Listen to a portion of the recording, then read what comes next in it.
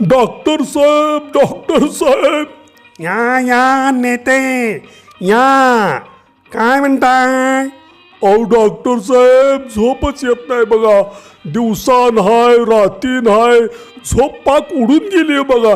नुसतं ह्या कुशीवरनं त्या कुशीवर रातभर आणि दिवसभर असंच होतंय बघा.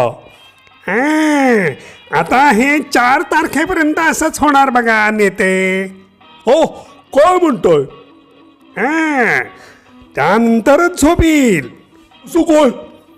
4 तारखेला एकदा निकाल लागला ना, मग तुम्ही जर विजेत्या पार्टीचे असाल तर छान तिथून पुढं 5 वर्ष सुखाची झोप येईल.